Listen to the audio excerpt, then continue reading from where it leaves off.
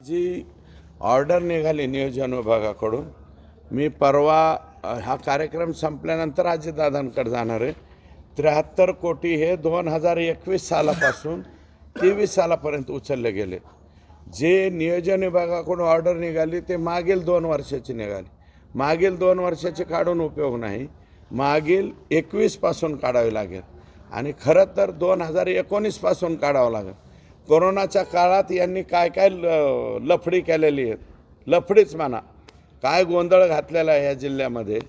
कारण तुम्हालाही माहिती आहे, आमच्या जिल्ह्यात रेमडेसिवीरसुद्धा विकत भेटत होता ना, त्याच्यासाठी मीच आंदोलन केलं होतं ना सुरेशजी, मीच आंदोलन केलं होतं. जगताप कलेक्टरचा माझा व्हिडिओ आहे, मला वाटतं तो व्हायरल केलेला आहे, तुमच्याकडे सेवा असेल.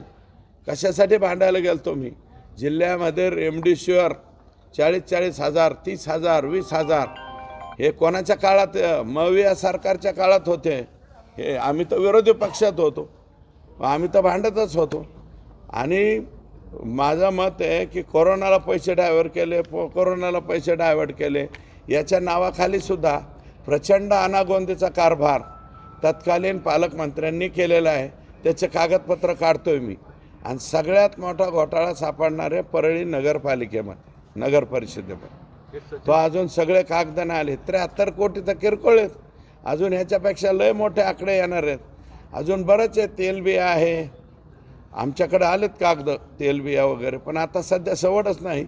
त्याच्यामुळे हे आमच्या कार्यक्रमाचं डायव्हर्सिफिकेशन नको म्हणून.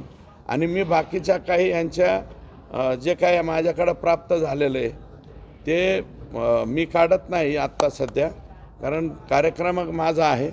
आणि संतोष देशमुखच्या खून प्रकरणावरून दुसरीकडं मीडियाचं लक्ष वळू नये म्हणून मी आज नाही त्याबाबत बोलत, त्याच्यानंतर बोलतो. आणि 73 कोटी रुपये हे क्लिअर कट बोगस उचलले गेलेले आहे. परळीमध्ये आज